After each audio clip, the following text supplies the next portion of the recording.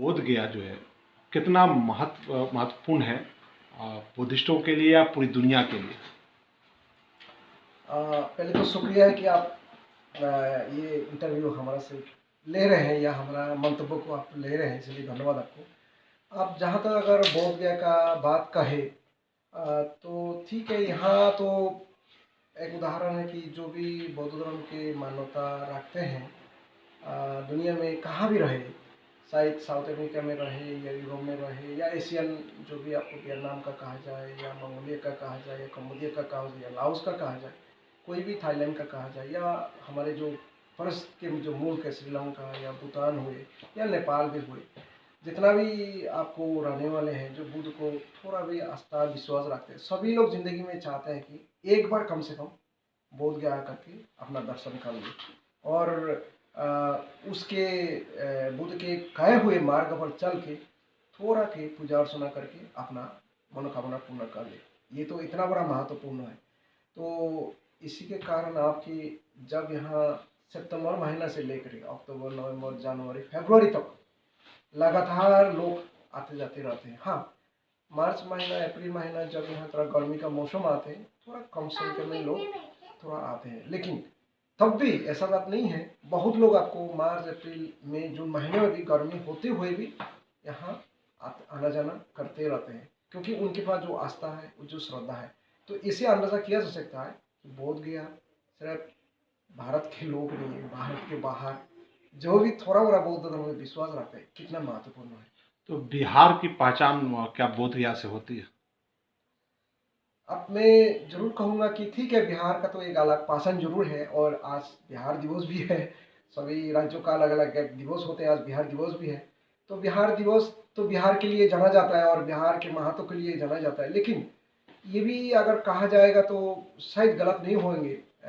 बोध गया के कारण भी बिहार राज्यों को एक अलग दुनिया लेवल पर पहचान देते हैं। लेकिन अब बिहार का गौरवशाली इतिहास तो उसका एक नज़रिया है। जैसे अगर कहा जाए हमारे भारत आज़ाद होने के बाद पहले राष्ट्रपति तो बिहार से ही दिया है ना, तो इस तरह का इतिहास है हमारा बिहार का। तो उस गौरवशाली इतिहास को भी हम लोग को भूलना नहीं चाहिए, याद रखना चाहिए। लेकिन अगर कहा जाए सिर्फ बोध गया के कारण ही बिहार को जाना जाता है, मुझे लगता है थोड़ा सा उसमें क्योंकि हमारे पहले राष्ट्रपति आज़ाद भारत में बिहार के माथे में दिया है या बिहार ने दिया है। कितने देशों का यहाँ पे मोनेस्ट्री मंदिर है? हाँ, करीब अगर मैं अगर कहूँगा, जैसे हमारे तिब्बतियन मंदिर है, भूटानीज मंदिर है, या लाओस की है, आपको वियतनाम की है, कम्बोडिया की है, जापान की है, कोरिया की है, श्रीलंका की है। तो इस तरह का आपको म्यांमार की है। म्यांमार की अलग अलग प्रदेश होते हैं, जैसे हमारे बिहार में अलग अलग प्रदेश होते हैं, तो उस तरह का यहाँ अलग अलग भारत के भी अलग अलग प्रदेश के बनते लोग यहाँ रहते हैं, उनके भी अलग अलग मोनेस्ट्री हैं। तो उसी तरह का बहुत देशों की, जैसे थाईलैंड की अलग अलग जो प्रदेश में जो मंत्री लोग रहते हैं वो लोग भी अलग अलग बनाए हुए हैं। तो अगर 50-55 मोनेस्ट्री तो ऐसे ही मतलब तो कितने बंदे यहाँ पर रहते होंगे एक अंदाजा लगभग? हाँ हाँ, एक अंदाज ये है कि आपको थोड़ा गर्मी के मौसम में बहुत लोग थोड़ा सा गर्मी के कारण थोड़ा इधर उधर जाते हैं, कोई दार्जिलिंग की, कोई मान लीजिए धर्मशाला की और अपना देश में लौटे। लेकिन अगर सितंबर महीना से रखा जाए अक्टूबर नवंबर ये दिसंबर जनवरी फरवरी तक करीब करीब 200-300 मानुस तो अलग अलग मोनेस्ट्री में रहते ही हैं। अब क्या बोध गया में बदलाव आप देखते हैं? हाँ, ये मैं जरूर कहूँगा कि अगर मैं कहूँगा आपको 25-30 साल पहले आई थी, एक साधारण नमूना है। मैं जब नए नए यहाँ आई थी तो उस समय यहाँ तांगा का घोड़ा गाड़ी जिसको कहते हैं यहाँ चलते थे। बहुत घोड़ा गाड़ी से आपको बहुत यात्री लोग पूरे बोध गया घूमते रहते हैं या उस तरह का नज़रिया था।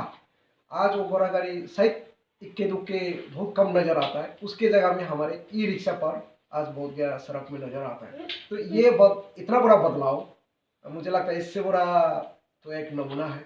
और मान लीजिए अगर कुछ सालों पहले हमारा यहाँ नगर परिषद नहीं था बोध गया, तो आज नगर परिषद बना। हो सकता है कल म्यूनिसिपलिटी बनेंगे, परसों हो सकता है बोध गया एक जिला भी बनेगा, इनको उम्मीद रखना चाहिए।